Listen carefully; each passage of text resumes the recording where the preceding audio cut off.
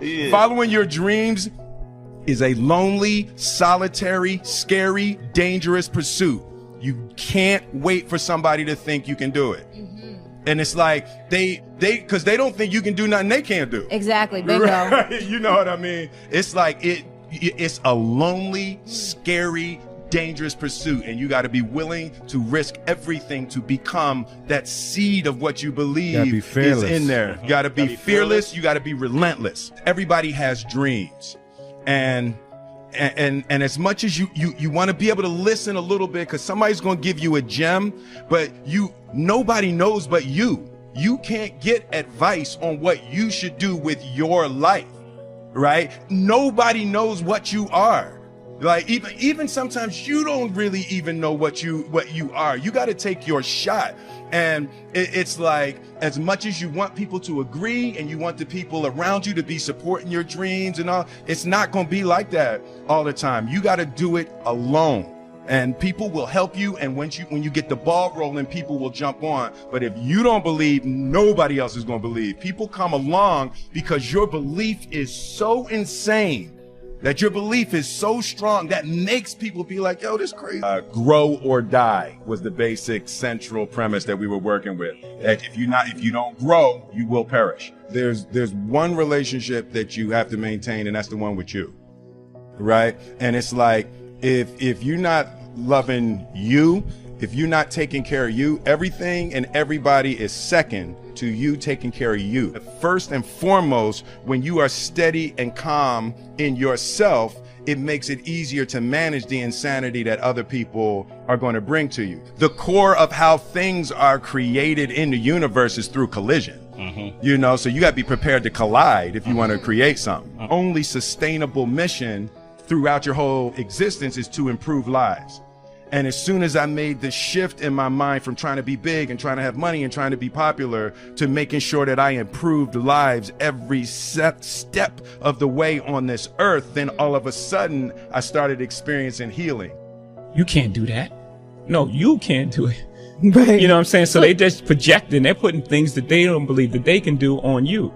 And you may possibly do it. Like my uncle, like he was telling me, like, I'm never gonna, my uncle said I never sell 1 million records. I sold 1 million records like 1 million times. You know, so he was, I'm sure I'm his nephew. I don't think he meant any malice. He wanted the best for you, but he just was didn't projecting believe. his fears Right. and things that, are you crazy? How are you gonna do that? How? You know, I'm sure there's things that I do now that he can't believe that I was able to accomplish.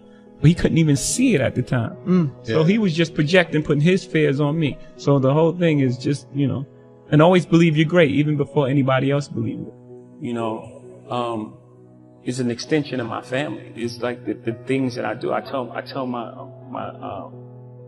family all the time. I tell my grandmother, my mom, you know, they're proud. They're super proud and strong women, and they won't ask me for anything. And I say, man, you know, there are times where I don't want to get my picture taken, and I want to eat, and you know, paparazzi like take photos in your face and screaming at you and like taking pictures, and you can't take your kid to the park. And I'm like, those are the sort of things that give the reason why I'm okay with it, and why I can cope and live with these things without, you know, as much as a complaint. It's the things that it allows me to do, the spaces it affords me, the rooms I'm allowed to go in as myself. It deals for the most part with success. It deals with people who you started your life off with and what success does to them. People look at you strange saying you changed, like you worked that hard to stay the same, like you're doing all this for a reason. And what happens most of the time, people change. People change around you because they start treating you different because of your success. So you are changing. You don't change who you are, the core of who you are, the things you believe, the things you love, and the things you die for, and your principles. You don't change that, but you're going to change who you are. You're going to change. You know, you can't do the same things that you can't hang on the corner. Some people may not be comfortable with that.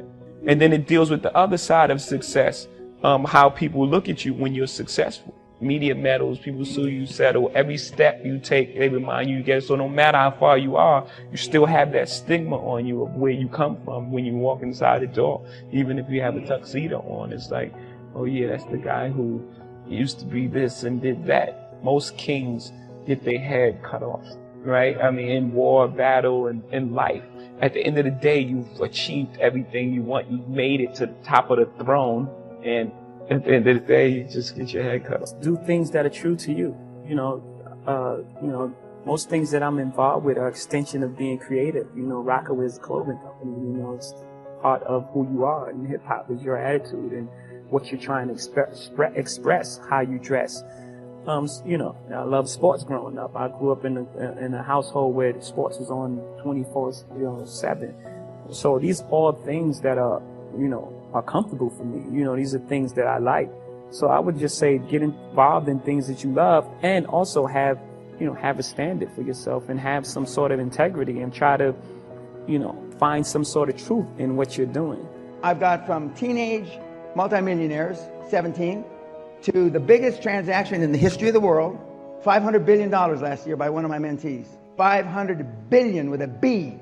A number of you have started a business at one time in your life. The first 50,000 or 100,000 euros in revenue when you start is geometric growth. So everybody that has ever started a business, generated any income, that's geometric growth, because it's starting from ground zero to the first 50, 100. Everybody with me? Okay. What happens? You stop playing to win and you start playing not to lose. When you decide that you really want to invoke permanent change, you start playing to win all the time. And nobody preaches that. They say keep 6 months of reserve in your bank account, right? In case you lose your job. That's a common bullshit.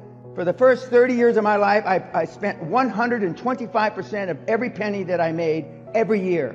I was always, as you would say, in debt instead of debt. I don't know why I call it debt, but in debt. Why? Because I didn't want any backup. I didn't want any plan B. I either succeeded or died financially. I stopped that when I turned 60. It's my lovely wife, who's a chartered accountant, international tax expert, coincidentally. We started getting rid of our assets and turning to cash, except for the castle. So we're all in cash. So I don't spend 125% of what I made since I'm 60. But from the time I was 20 to the time I was 60, I did. I've got from teenage multimillionaires, 17, on my side, to the biggest transaction in the history of the world, $500 billion last year by one of my mentees. $500 billion with a B, Neom. What did he do? He convinced the Saudi government and the Jordanian government and the Egyptian government, mostly Saudi, to put up $500 billion to build the new city of the future called Neom. It's all online, and he's the CEO, Dr. Klaus Kleinfeld. I've been his mentor since 1997, so I've got from teenage multimillionaires to the biggest deal on the planet, everything in between. I've got no education, I mean literally no education, to multiple PhDs, Oxford scholars, etc. And there's no rhyme or reason, there's no real rationale why a PhD from Oxford to a guy that got out of the third grade, out of school when he was 8 or 9 years old, there's none, except desire, sacrifice. You have a lot of success stories. But correct. There are people who not succeed, mentees. Oh, absolutely. What's the average? 100% of the people that follow the 7 steps succeed. They may only make 100,000 euros or 100 million. 40% of the people drop out because they can't follow the steps. 40%. So what do they do wrong? They do wrong. Common mistakes. Well, most of them, and you know a couple of the guys, I know. They go from the castle to the bank and they take the money, except they're robbing the bank without a mask and without a gun. That's how easy it is to get money today. It's the lowest interest rates in 5,000 years, the lowest interest rates. So they go to the banks and we show you how to get money from the bank in a legal way, just as you did, just as the other couple Dutch guys you and I both know. But then you don't do good things with it. I just had one of my superstars arrested 4 days ago for presumably taking $125 million in a bad way. That's a lot of money, $125 million. But we show you how to do it legally. Absolute 100% if you follow the steps. But you can just kind of vary a little and not follow the steps, and you can, And you slide. Correct. All the way. Correct. But 125 million, I saw a few eyebrows. That's just one kid. He's 28 years old. $125 million. What were you doing at 28 years old? Other than having your Geneva covered thumb up your ass. What's their secret? Why can they do it? Because they want change. Not everybody that comes to seminars, Michael, wants change. It's like when I was growing up smoking dope and doing heroin, and well, maybe not you, in the 60s was what you did where I come from. That's it, because everybody else did it. So you did it. Well, now everybody, well, you know, it's like sitting in the hall and, oh, the sun is great. Can I have another cappuccino, please? Well, you come to seminars, you're filling up the day. Most people, we've had people that I've met that, by the way, that 700 book kid came to this council seminar and he's about to close his first deal. He might have been today or yesterday. He's 19 years old. He's 20 now. 20 years old. 20 years old. But they really want to evoke change. They, you know, look in the mirror. Most of you don't like what they see. Not just because you're too fat, you're too skinny, you're bald, you're gray, whatever. It's because you know what you could have been. What's the best advice? How to do it? The best advice is find something you love. Find something that can change 1 billion lives. Zuckerberg is a classic example. He changed more than 1 billion lives.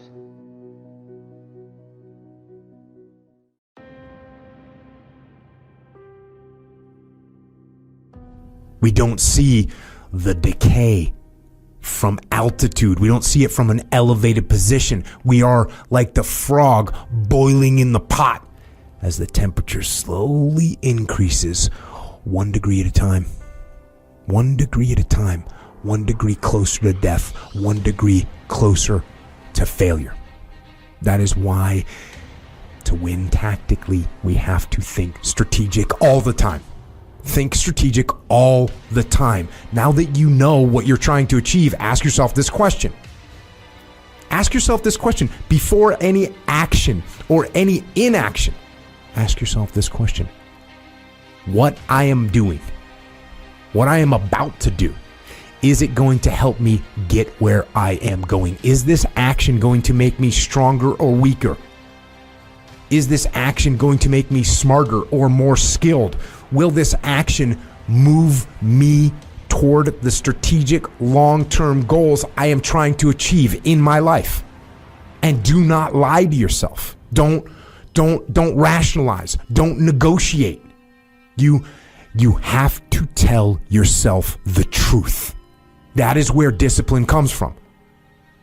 Discipline is rooted in the truth we tell ourselves, and discipline delivers long-term strategic success.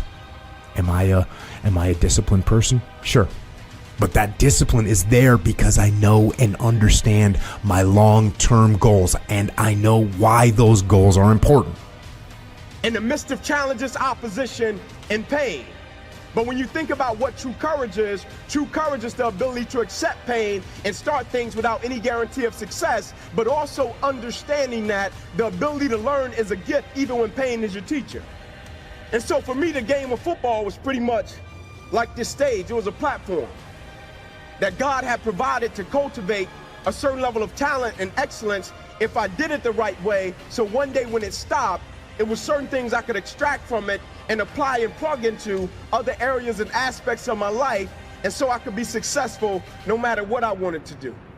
And so I never understood when somebody would quit on a wind sprint, because I just looked at it as a wind sprint. And most importantly, it was something that somebody said, I wanted to play the game of football, and so if you wanted to play, why come out and complain about doing the work that it takes to be great? I said, but most importantly, a person should never complain about something that they're not willing to change. And if they're gonna do it, why not try to be great at it? Why not try to see what we possess and put forth a level of excellence and greatness to see can we make our teammates and the people around us better? And so when I approached the game of football, the thing I loved about it was I got to inflict violence on another individual and not get in trouble for it. I loved every bit of that.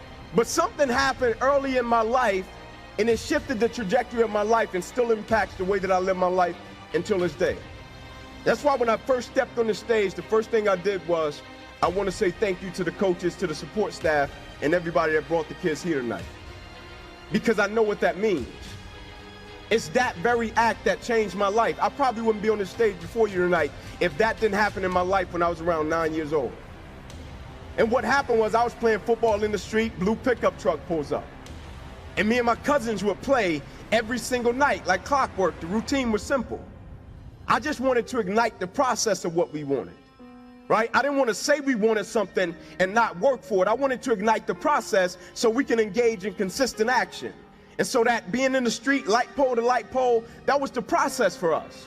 That being in the street every single night till the street lights pop on, that was processed for us, right? I didn't want to say I wanted it, and then we go in the house, we sit on the couch, and we start playing video games. No, if we really want it, we're going to get in the street and we're going to work for it.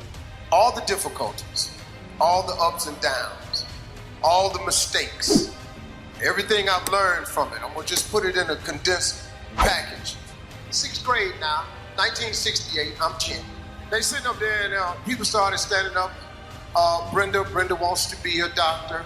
Larry wants to be a lawyer. So I stood up and I'm thinking to myself, that this here, this is a gold star moment right here. Oh yeah, this is the day I've been waiting on. I'm gonna get recognized for the brilliant cat that I am. And it's no doubt in their mind now who the star student of this school is, because I done put something on my paper that was unbelievable. Because nobody had wrote on their paper, I want to be on TV. I get up in front of the class, she said, what did you write on your paper? This is big. I said, I want to be on TV. She said, why did you write that on your paper? I said, because that was our assignment for today. She said, and what made you think you could write such a thing on your paper? Who do you know on TV? I said, nobody. She said, anybody in this school ever been on TV? I said, no, ma'am. She said, anybody in your neighborhood ever been on TV? I said, no, ma'am. She said, well, what makes you think you can be on TV? And she crushed me. I said, I don't know, but that's what I want to do. She said, I'm going to call your house and I'm going to tell your mother that you're a smart aleck. So when I got home, she on the front porch. And she said, what did you do up at that school? I said, well, Mama, I just did what she asked me to do. She asked me what I want to be. I wrote, I want to be on TV. She said, why did you write that on the paper? I said, because Mama, that's what I want to be. She said, when your daddy get home, I'm going to tell him you've been up at the school being a smart aleck. So he comes home, he takes his bath, and he's reading the paper, and afterwards, he said, boy, come in here.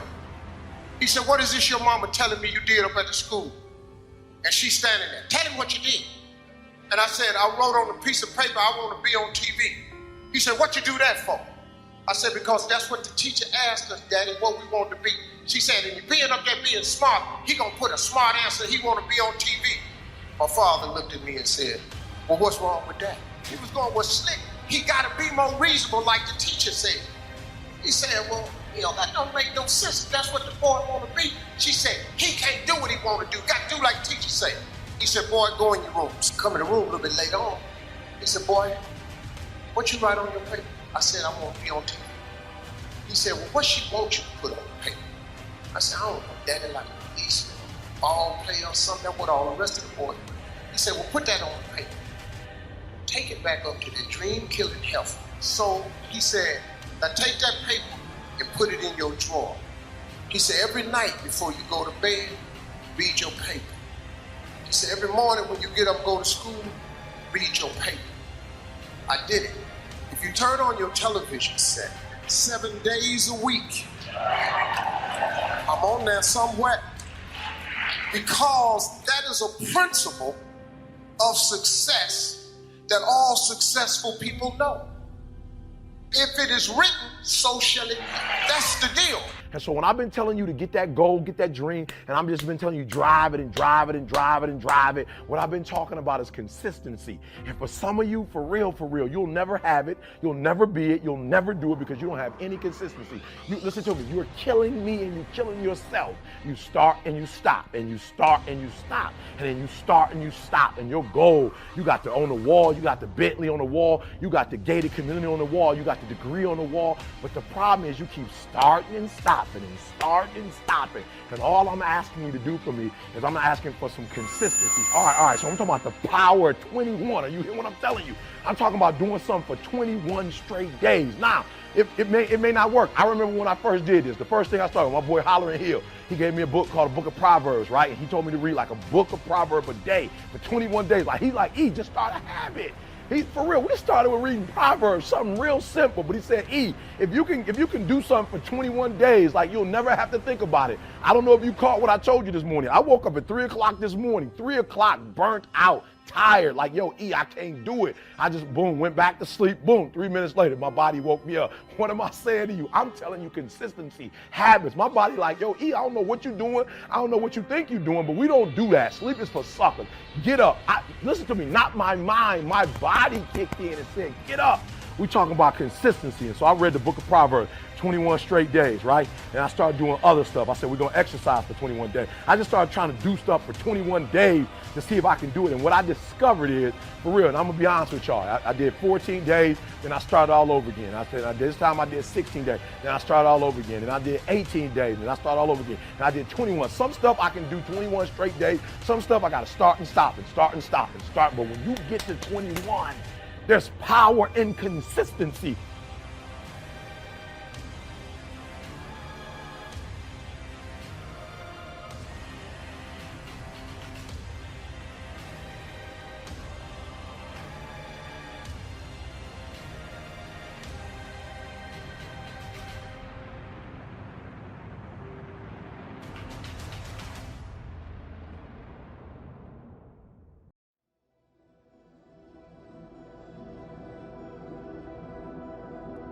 You can write everything down if you want to. Be brave enough to write every one of your goals down. But I'm going to tell you something. Life's going to hit you in your mouth, and you got to do me a huge favor. Your why has to be greater than that knockdown. And I love it. Buster Douglas got knocked out. Nobody ever got knocked out by Mike Tyson and ever got back up. It was almost a 10 count. He was stumbling.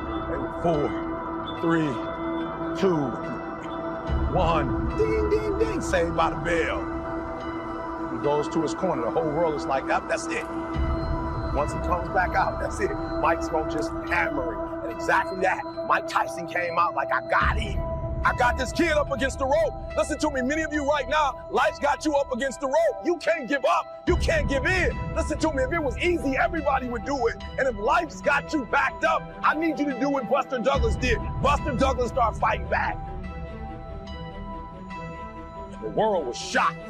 Goliath has been knocked down. What happened? And they went to Buster Douglas and they asked Buster Douglas simply like, what happened? And Buster Douglas said, listen to me, it's real simple. Before my mother died, she told the whole world that I was going to beat Mike Tyson. And 2 days before the fight, my mother died. Buster Douglas had a decision to make. When his mother died, he could die with his mother, or he made a decision, I can wake up and I can live for mom. And he knocked Mike Tyson out simply because his why was greater than that punch.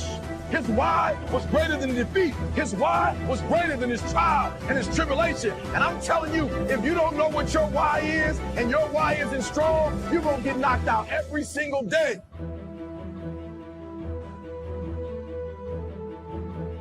You can tell the level of faith a person has by the size of their dreams. True believers dream bigger and aim higher, for they know the size of the God they serve. If you want to accomplish amazing things and experience all that life has to offer, you must set enormous, almost to the edge of insanity, goals for yourself. The age of being practical is over. Dreaming with boldness takes the limits off of God. It allows him to work the miracles that he is so willing to do. Don't set your goals in relation to your own abilities. Set your goals in accordance with the God you serve. And let me tell you this, all things are possible with God. So if you align with him, if you align with his principles, you are blessed and unstoppable. Now let's go to the word. Now to him that is able to do exceedingly abundantly above all that we ask or think, according to the power that worketh in us. Now notice that last statement. According to the power that worketh in us. That means everything you need to accomplish your dream is already inside you. Wake up! That's the secret. It's already in you. When you gain revelation to that power that's in you, there's not a wall, there's not an obstacle, there's not a mountain that can stand in your way. Because all things are possible to him that believeth. And when you believe that kind of way, and you serve that kind of God, you are blessed and unstoppable. You have been granted through grace the power and authority to accomplish your divine assignment. He has placed seeds of greatness inside of you, and with that anointing, all things are possible. God does not want his ambassadors walking around on earth sick, broke, and defeated. There's no glory for him in that. He made you to prosper in every area so that you can give a shining testimony to the world of his greatness. Every victory, blessing, and success you experience is designed in some way to put you in position to minister to the lost. He has empowered you to succeed so that you can have greater access to bigger and bigger platforms to pronounce his glory. You are a soldier in the mighty army of God, and no great general would send his soldiers out into battle empty-handed. He has fully equipped you to be victorious. Your weapons are faith, mind, and the spoken word. These are the three most powerful weapons in existence, and nothing can stand in the way of them. These are the same weapons Jesus performed all his miracles with, and you have complete access to them. John 14:12 says, "Very truly I tell you, whoever believes in me will do the works I have been doing, and they will do even greater things than these, because I am going to the Father." Now, if the word of God promises you something, then you can rest assured in full faith that you have it. The power's in you. Go now, change the world. Somebody told you that hard work don't pay off. I'm here to tell you, if you work for it, if you're willing to put in that sweat, that blood, and those tears, baby, I'm telling you, you can have what you want, be what you want, do what you want. Are you hearing me? Keep going till you see it. Don't quit. Don't give up. Listen to me. Don't give up. Don't give in. You hang in there. You hang in there, because if you quit right now, you ain't gonna never see it. But if you hold on, everything you dreamed of, everything you envisioned, everything you worked for, it's coming. But you can't quit or give up before you get it. If you work hard, you can't have it. It ain't nothing you can't have. You deserve it. It ain't nothing you can't have if you're willing to work for it. It ain't nothing you can't have if you're willing to persevere, if you're willing to stick in there, if you're willing to stay, if you're willing to fight. It ain't nothing you can't have. Are you hearing what your boy is telling you? It's yours. It's yours. I'm telling you, it's yours. You can have it. It's yours. You can do it. It's yours. You can be it. It's yours. If E.T. can do it, listen to me, anybody can do it. High school dropout, homeless, lived in abandoned buildings, 12 years to get a 4-year degree. If you want it as bad as you want to breathe. If you really, really want it like you say you want it, you can have it. This ain't for the weak and the uncommitted. Are you hearing me?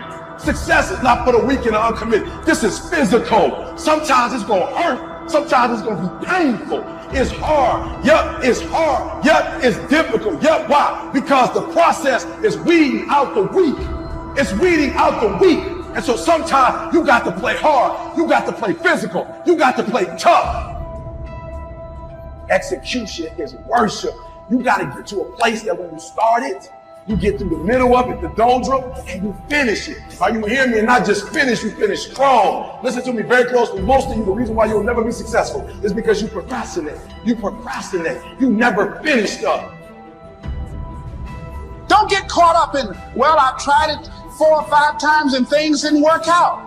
If there's something that you want and you're hungry for it, you've got to do whatever is necessary until. And when you give the best you can and that's not enough, you must do what is required. And don't give up on yourself. Don't throw the towel in so quickly. The secret to success is finishing. Execution is worship. Are you hearing me? Oh, you better hear what I'm telling you, baby. Listen to me very closely. Execution is worship.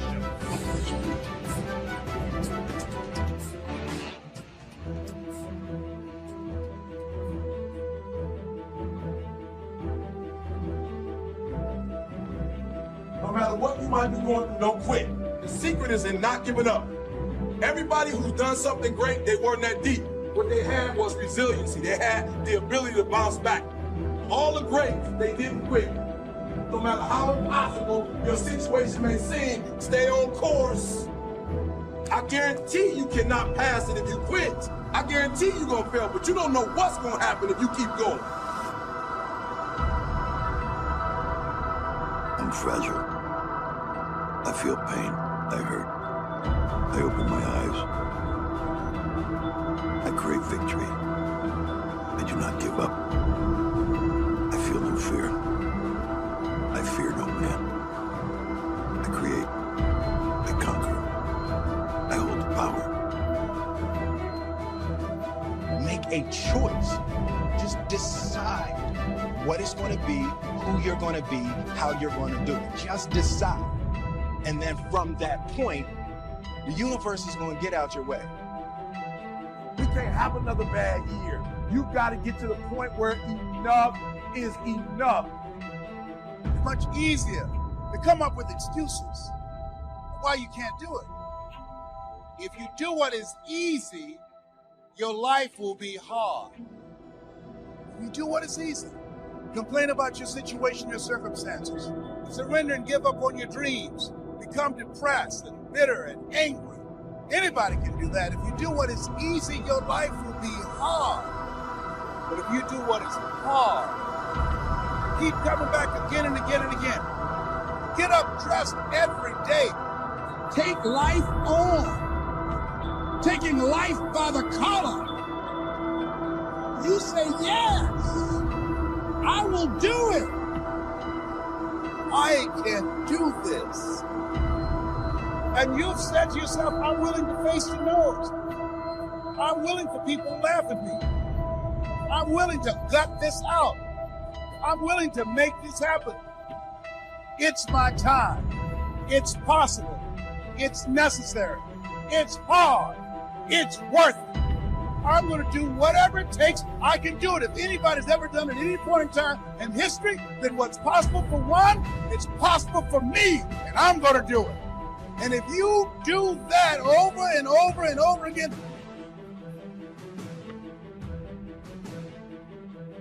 your life will be easy.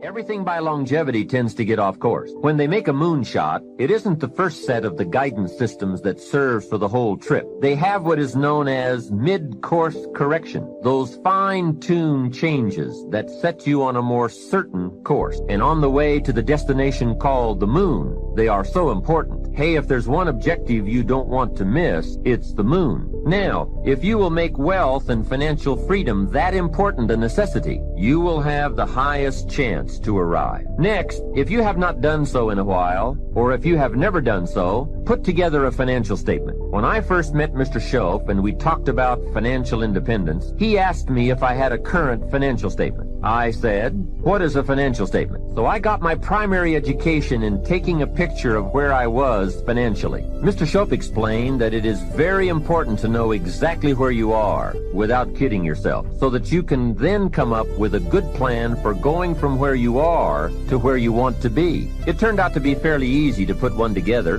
You merely list the value of your assets on one side of a piece of paper and the total of what you owe, called your liabilities, on the other side of the paper. Then by subtracting one from the other, you come up with what we call your current net worth. Now, it doesn't tell you what you are worth as a person, but rather what you are worth in money. I said to Mr. Shoaff, my financial statement isn't going to look that good. He said, it is not important how good it looks. What is important is that you do it. So I put that first financial statement together. I had plenty of liabilities. Money I owed my parents, budget finance, my car, and all kinds of other debts. Now on the asset side, I really had to scrape the bottom of the barrel. I even put my shoes on the asset side. They were worth something. Wow, how embarrassing after 6 years of working. But it must be done. You don't have to put the results on a public bulletin board, because it's not important that the community knows how you are doing. Have you ever heard the expression, I don't know where it all goes? Well, from now on, make a new commitment to financial independence and to the value and the feeling that comes from knowing where it all goes and where it all comes from. It is just one of those important disciplines that cause you to prove to yourself that you are on a new road, walking in a new direction, becoming a new person, and arriving at a new destination. Without that effort, you will keep falling back.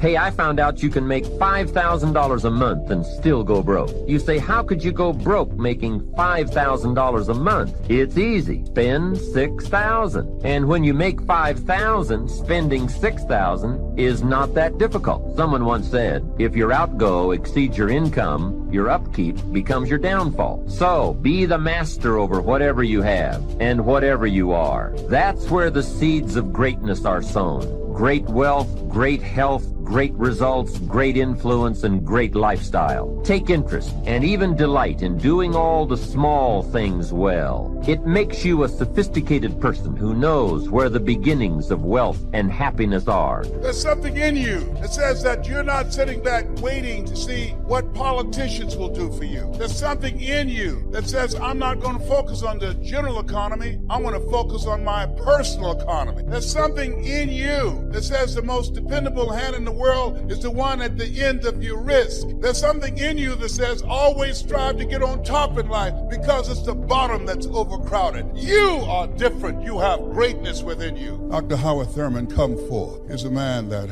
after having 238 radiation seed implants, and my PSA continued to increase. In fact, last year this time it was over 1,500, and the little C cancer had eaten 40% of my T1 vertebrae. And I was reading his words that night after leaving Florida Hospital, and doctors had told me that cancer had reappeared and metastasized in 8 areas of my body. And I began to laugh as the doctor spoke to me, and he was looking real serious. He said, why are you laughing? I said, I feel like Mother Teresa. He said, what do you mean? She said, Lord, I know you know how much I can bear. I wish you didn't have so much confidence in me. And now my PSA is 0.0. I'm debt-free, cancer-free. Yes, indeed. I stand before you because of God's grace and mercy. And trust me, it's better to be seen than to be viewed. But Dr. Thurman was called upon by Dr. Martin Luther King Sr. He said, Howard, I want you to mentor my boy, MLK. He was a member of an elite group of orators and mystics and philosophers in his day. He was an advisor to Mahatma Gandhi and to Albert Schweitzer. He wrote, Deep is the hunger, the voice of the genuine, the centering moment. He wrote some words that I was reading around 3 o'clock in the morning that grabbed. He said, the ideal situation for a man or woman to die is to have family members praying with them as they cross over. He said, but imagine being on your deathbed and standing around your bed, the ghost of the dreams, the ideas, the abilities, the talents given to you by life, and you, for whatever reason, you never pursued those dreams. You never used those talents. You never used those gifts. You never used those abilities. And there they are standing around your bed looking at you with large angry eyes saying, we came to you. And only you could have given us life. And now we must die with you forever. And the question is, if you died today, what dreams, what ideas, what books, what leadership, what voice, what story will die with? Miles Monroe, great speaker out of the Bahamas, said the wealthiest place on the planet, it's not in the Far East where there's oil in the ground. It's not in South Africa where there are diamond mines. He said the wealthiest place on the planet is the cemetery. There you'll find potential never realized. There you'll find books never written. There you'll find abilities and skills and talents and gifts the world never had an exposure to. The son you gave away. Let's take it away from presidents and kings and prophets, and let's bring it down to earth. Let's bring it down to the level, the house you lost because you gambled the money away. I'm talking about shames that we carry around with us. The son we had out of wedlock that doesn't fit into the family we now have. And we don't know what to say to him because we create these shameful situations that become weight on our back, that presses us down to the ground, that leaves us in a state of being where we're not sure how to deal with the messes we made. And I know I've been saved, and I know I've been washed in the blood, but he's still standing there accusing me. What do I say to him? So I run to church and clap my hands and talk about the blood prevails, the blood prevails. But that boy don't care nothing about no blood. And every time you hear a baby cry, you think about the ones you aborted. I'm talking about shame. I'm talking about shame. I'm talking about the degree you got up under false pretense. I'm talking about shame. You got the title, but you don't know diddly about it. I'm talking about shame. And how do you live with it? And how do you process it?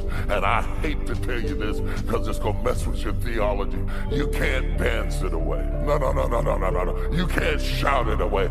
You can't speak in tongues and make it go away. You can't prophesy and make it go away. In fact, some of the most judgmental, self-righteous people in the church do it as a disguise to camouflage their own shame, and they would rather come up with receipts on you than to admit who they are themselves. I'm talking about shame. Affects the way you treat your daughter. Shame. You're punishing her for stuff you did. You drove away the man you got over the man you lost. Talking about shame. Pena was utter shame, the kind of torment that sometimes church doesn't help. One man comes to Jesus and he says, I brought my son to your disciples and church didn't help him. Oft he cast himself into the water. Oft he cast himself into the fire. And I brought him to you church people and you couldn't help him because it was too deep for you. The importance of the prodigal son story that Jesus told is quite profound because he openly talks about a boy who thinks he's bigger than he is and thinks he's more ready than he is and says, give me the portion of goods that falleth to me. And he goes out to do his own thing and he has all these harlots and he has all of these friends and he has all of this money until it ran out. And when it ran out, they ran out with it. And he ends up in the hog pen. And you'd have to be an Orthodox Jew to understand how low a hog pen is to a Jewish boy. They won't even eat swine. They don't even touch swine. And now this boy not only is ready to eat swine, he is ready to eat that which the swine